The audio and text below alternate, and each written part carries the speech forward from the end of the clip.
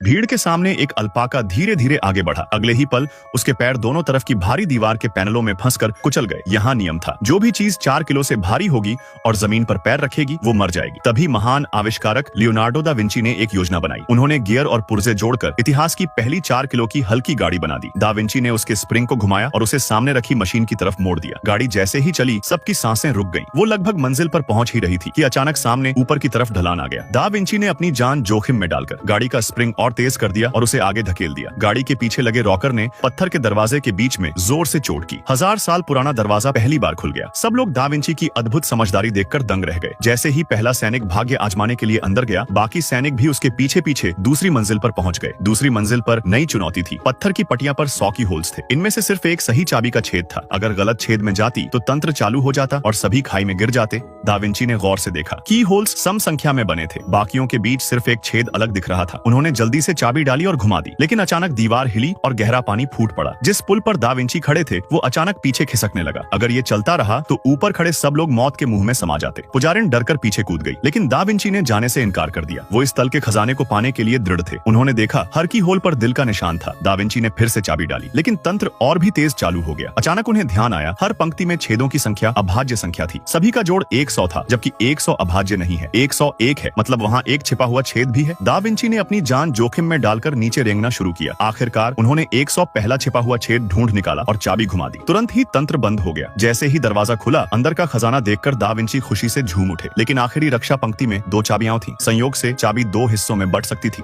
सबको लगा ये तो आसान होगा, लेकिन चाहे जितनी कोशिश की अंतिम द्वार खुला ही नहीं। दा विंची बेचैन हो गए। सारी गणनाएं करके भी तंत्र नहीं टूटा। तभी उन्होंने पीछे देखा। सूरज की किरणें अचानक बड़ी होकर पत्थर की पटिया पर पड़ रही थी। दा विंची ने 2 सैनिकों से कहा, एक एक चाबी छेद में डालो और रुको। उन्होंने सूरज की दिशा का अंदाजा लगाया। जैसे ही किरणें ताले के छेद पर पड़ी, उन्होंने सैनिकों को चाबी घुमाने का इशारा किया। अचानक आखिरी दरवाजा खुल गया। सभी लोग उत्साह से अंदर दौड़ पड़े। अंदर शुद्ध सोने के बक्से रखे थे। इनमें पूर्वजों की अद्भुत ज्ञान पुस्तक छिपी थी। अनगिनत लोग इसे पाने आए थे, लेकिन जाल में फंसकर मर गए। दा विंची ने सारे जाल तोड़ दिए। उन्होंने जल्दी से बक्से खोलने की कोशिश की। तभी उन्हें मोनालिसा के पीछे छिपे गुप्त अंक याद आए। उन्होंने अंकों को जोड़ा और सोने का बक्सा खुल गया, लेकिन अंदर सिर्फ एक सोने की गुड़िया थी। उस आदमी के पैर जंजीरों से बंधे हुए थे। उसे समुद्र में शार्क के सामने फेंकने की तैयारी हो रही थी। वह बुरी तरह छटपटा रहा था, जान बचाने के लिए संघर्ष कर रहा था। इसी अफरा तफरी में उसने नाव पर मौजूद पतले हत्यारे की पिस्तौल झपट ली। उसने फौरन पिस्तौल से खुद को बचा लिया, लेकिन तभी मोटे हत्यारे ने भारी लंगर को समुद्र में फेंक दिया। वो आदमी फौरन नाव के पीछे लगे स्टील के पाइप को पकड़कर लटक गया। यह देखकर मोटा हत्यारा